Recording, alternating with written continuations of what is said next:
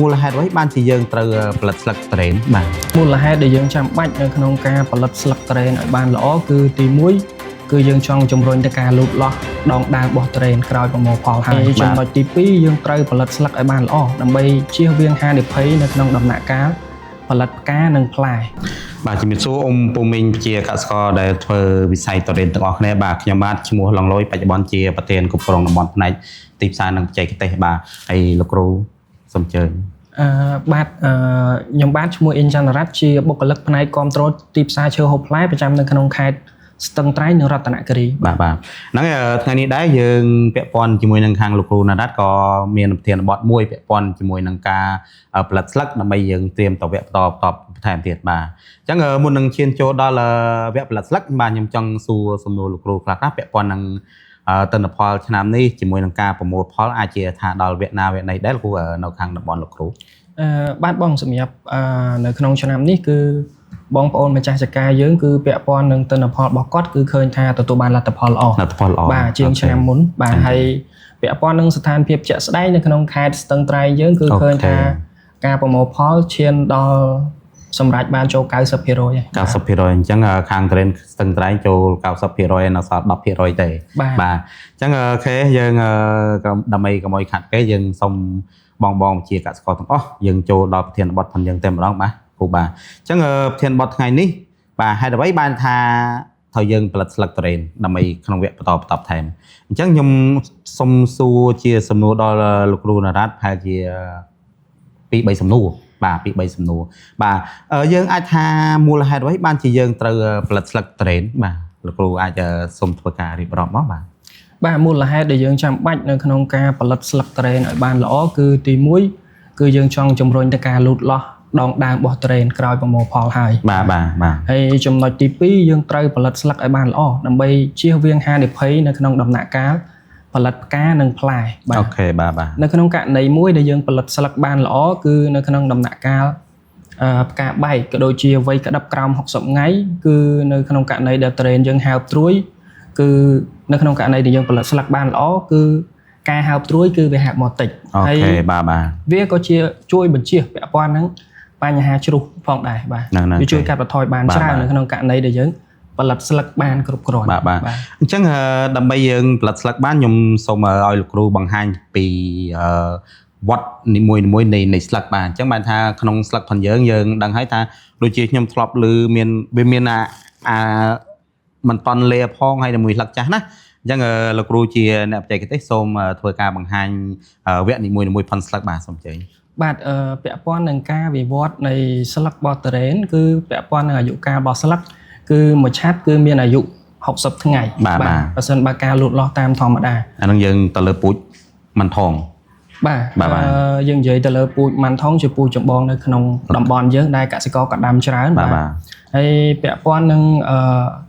វ័យ60ថ្ងៃពាក់ព័ន្ធនឹងនេះហ្នឹងគឺ60ថ្ងៃហ្នឹងមានន័យថាយើងគិតចាប់ផ្ដើមស្លឹកចាប់ដើមបែកមាត់ចាបបងបាទបែកមាត់ចាបដល់វ័យអីគេដែលដល់វ័យស្លឹកពេញវ័យបាទដល់វ័យស្លឹកពេញវ័យអញ្ចឹងនៅក្នុងដំណាក់កាលហ្នឹងគឺដំបូងគឺបែកមាត់ចាបបាទបន្ទាប់មកទៀតគឺស្លឹកកតុយត្រីបាទឈានចូលដល់ដំណាក់កាលបន្ទាប់គឺចាប់ដើមត្រួយដាវអូខេបន្ទាប់ពីការវិវត្តត្រួយដាវហើយគឺត្រួយចាប់ដើមលាបាទបន្ទាប់ពីត្រួយលាល្អគឺចូលវ័យដល់ស្លឹកសាឡាត់បាទក្រោយពីស្លឹកសាឡាត់ហើយគឺឈានដល់ស្លឹកពេញវ័យគឺស្លឹកដែលទទួលបានសារធាតុចិញ្ចឹមគ្រប់គ្រាន់គឺប្រែជាពណ៌កម្មៅណាអូខេបាទអញ្ចឹងលោកគ្រូណារ៉ាត់គាត់បានរៀបរាប់ខ្លះហើយមិញហ្នឹងពាក់ព័ន្ធនឹងស្លឹកគឺយើងមានបានន័យថាស្លឹកដាវបាទសំទោសស្លឹកមាត់ចាបតមកកតុយត្រីបាទតមកក្រៅ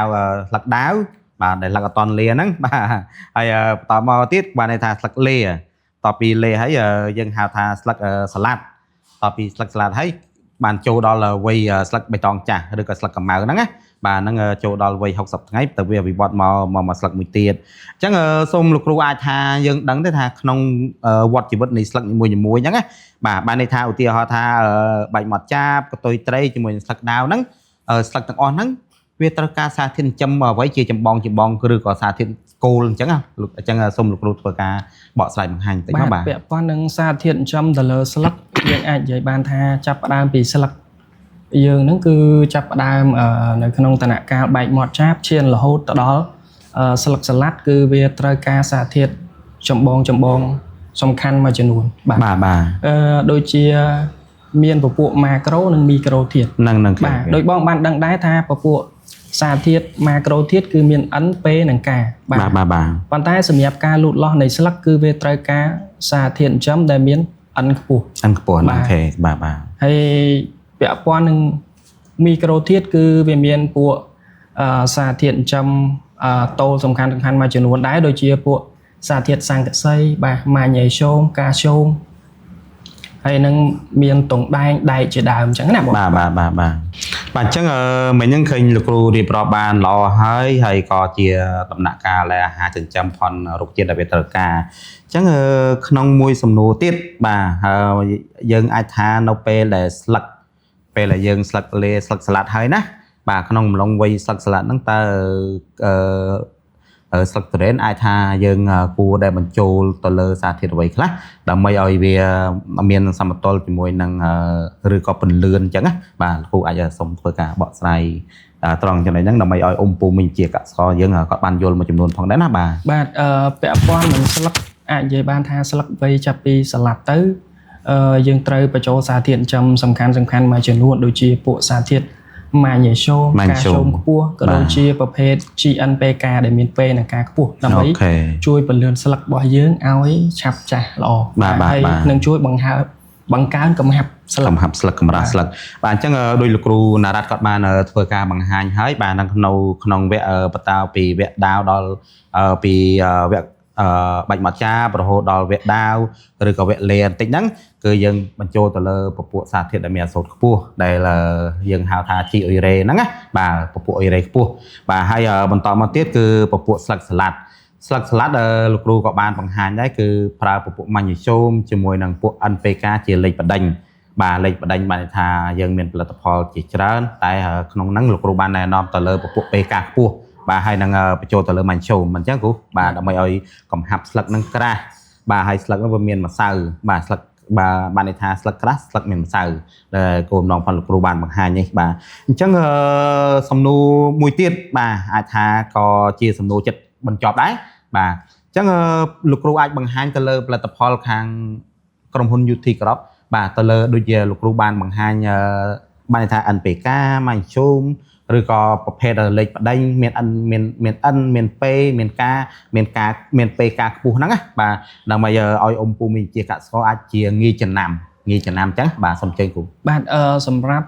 ផលិតផលដែលជាដំណោះស្រាយដែលខ្ញុំណែនាំទៅបងប្អូនប្រជាកសិករយើងនៅក្នុងដំណាក់កាលចាប់ពីបែកមាត់ចាបរហូតដល់ស្លឹកសាឡាត់សម្រាប់ខាងក្រុមហ៊ុន UT យើងគឺ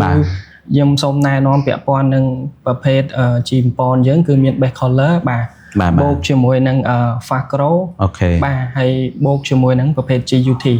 ដែលយើងជួយជំរុញទៅលើការលូតលាស់នៃស្លឹកធំល្អបាទស្លឹកលូតលាស់បានលឿនហ្នឹងអូខេបាទហើយចំណែកដំណាក់កាលបន្ទាប់បាទពីស្លឹកសាឡាត់ឈានទៅដល់ស្លឹកចាស់ស្លឹកកម្ៅគឺខ្ញុំសូមណែនាំពាក់ព័ន្ធនឹងផលិតផលខាងក្រុមហ៊ុន UT យើងដូចគ្នាគឺប្រភេទ UT ដើមល្អបាទបូកជាមួយនឹង UT មហាផលបាទហើយមួយទៀតគឺជាមួយនឹង UT សង្កសីអូខេបាទហើយខ្ញុំសូមបញ្ជាក់បន្ថែមដែរទៅកាន់ពុកម៉ែបងប្អូនប្រជាកសិករទាំងអស់គ្នាបាទនៅពេលដែលយើងផ្ដល់សារធាតុចិញ្ចឹមអត់បានគ្រប់គ្រាន់នៅក្នុងដំណាក់កាលផលិតស្លឹកនេះទេនៅពេលដែលឈានទៅដល់ដំណាក់កាលផលិតផ្កានិងផ្លែនឹងមានហានិភ័យច្រើនហើយភ្ជាប់មួយវិញទៀតនៅក្នុងលក្ខខណ្ឌស្ថានភាពបច្ចុប្បន្នគឺស្ថានភាពអាកាសធាតុអាចនឹងប្រែប្រួលគឺឡើងកម្ដៅខ្លាំងអញ្ចឹងនៅក្នុងករណីដែលយើងផ្ដល់សារធាតុចិញ្ចឹមអត់បានគ្រប់គ្រាន់ទៅដល់ស្លឹកគឺប្រឈមនឹងហានិភ័យទៅលើបញ្ហាឆេះស្លឹកបាទអញ្ចឹងសូមលោកគ្រូធ្វើការបង្ហាញមិញហ្នឹងដូចជាមុនហ្នឹងលោកគ្រូបានបង្ហាញថាលេខយើងត្រូវប្រើពពួក PK ខ្ពស់ណាបាទនៅក្នុងវគ្គស្លឹកសាឡាត់ហ្នឹងអូខេអញ្ចឹងខាងផលិតផល UT Crop មានផលិតផលអីដើម្បីបង្ហាញជូនភូមិដែលមាន PK ខ្ពស់នោះបាទសម្រាប់មិញនេះគឺខ្ញុំបានណែនាំផលិតផលខាងក្រុមហ៊ុន UT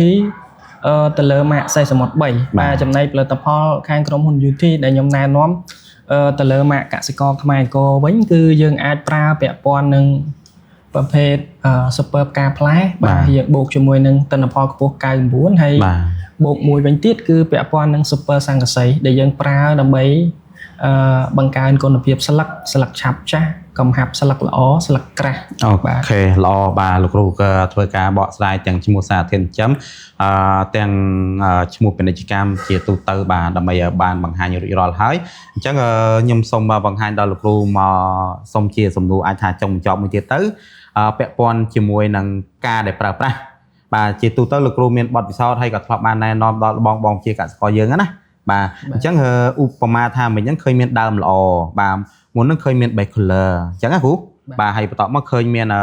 super ផ្កាផ្លែ KF បាទ super ផ្កាផ្លែ168ហ្នឹងណាបាទអញ្ចឹងយើងចង់បានពាក់ព័ន្ធជាមួយនឹងការប្រើប្រាស់បាទដែលលោកគ្រូធ្លាប់បានជោគជ័យអញ្ចឹងណា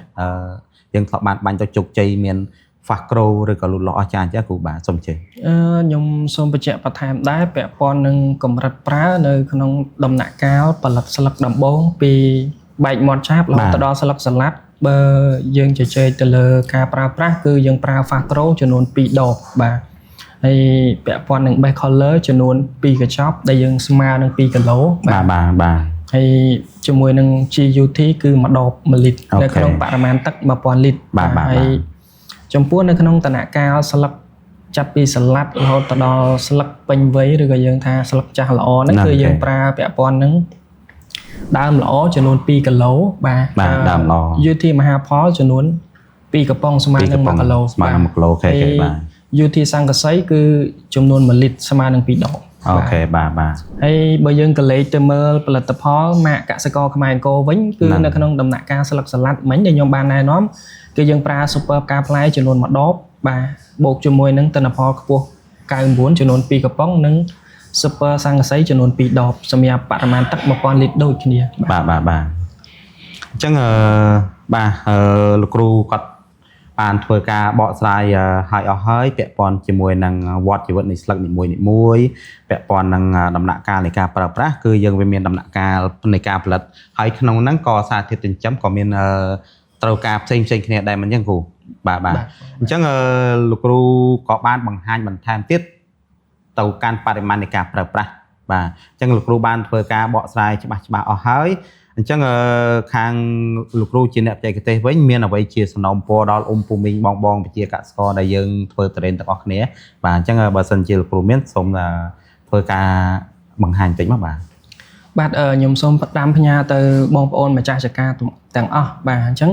ពាក់ព័ន្ធនឹងដំណាំទុរេនយើងគឺមួយឆ្នាំគឺយើងប្រមូលផលបានតែម្ដងទេបាទអញ្ចឹងជាដំណាក់កាលគោលដែលសំខាន់មុននឹងឈានទៅដល់ការផលិតផ្កានិងផ្លែគឺសូមឲ្យពុកម៉ែបងប្អូនម្ចាស់ចការទាំងអស់បាទជួយតាមដាននៅក្នុងដំណាក់កាលផលិតស្លឹកនៅក្នុងករណីដែលយើងផលិតស្លឹកបានគ្រប់គ្រាន់គឺវាជាមានន័យថាជាភាពជោគជ័យមួយសម្រាប់ពុកម៉ែបងប្អូនដែរមុននឹងឈានទៅដល់ការផលិតផ្កានិងផ្លែបាទអញ្ចឹងលោកគ្រូមានជាសារអីដែលអាចថាមុនហ្នឹងខាងដើមដែលយើងនិយាយណាគឺវាមានវ័យ60ថ្ងៃខ្ញុំចង់ឲ្យលោកគ្រូ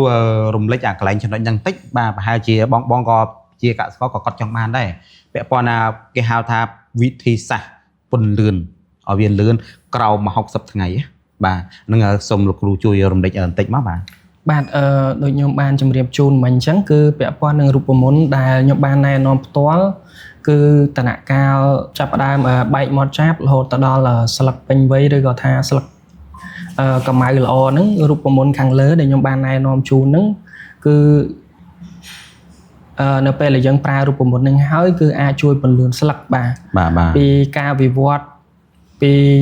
មួយឆាត់60ថ្ងៃនៅពេលដែលយើងប្រើប្រាស់បញ្ចូលសារធាតុចិញ្ចឹមគ្រប់គ្រាន់គឺអាចថាគឺត្រឹមតែវ័យ45ថ្ងៃគឺស្លឹកអាចចាស់ល្អយើងអាចផលិតស្លឹកថ្មីបានមួយឆាត់ទៀតដែរបាទអញ្ចឹងលោកគ្រូវត្តគាត់បានធ្វើការបកស្រាយប្រហែលជាពូមីងទាំងអស់គ្នាអ្វីដែលចង់បានហ្នឹងគឺមានក្នុងហ្នឹងអស់ហើយបាទអញ្ចឹងយើងមានទាំងការផលិតតាមវគ្គនីមួយមានទាំងការពន្លឿនមិនចឹងលោកគ្រូបាទអញ្ចឹងយើងមានទាំងផលិតហើយនឹងមានពន្លឿនអញ្ចឹងជាចុងក្រោយក៏ខ្ញុំសង្ឃឹមថាពូមីងប្រជាកសិករទាំងអស់បាទយើងអាចថាសម្រេចចិត្តទៅលើផលិតផលឬក៏ ក្រុមហ៊ុនណាបាទដែលអ៊ំពូមីងជឿទុកចិត្តបាទអញ្ចឹងគ្រូបាទអញ្ចឹងក៏ជាចុងក្រោយបាទក៏សូមជំរាបលាក៏សូមជូនពរអ៊ំពូមីងបងជាកសិករទាំងអស់បាទក្នុងវគ្គផលិតស្លឹកនេះគឺសូមឲ្យជោគជ័យទាំងអស់គ្នាបាទជោគជ័យទាំងអស់គ្នាបាទសូមអរគុណបាទ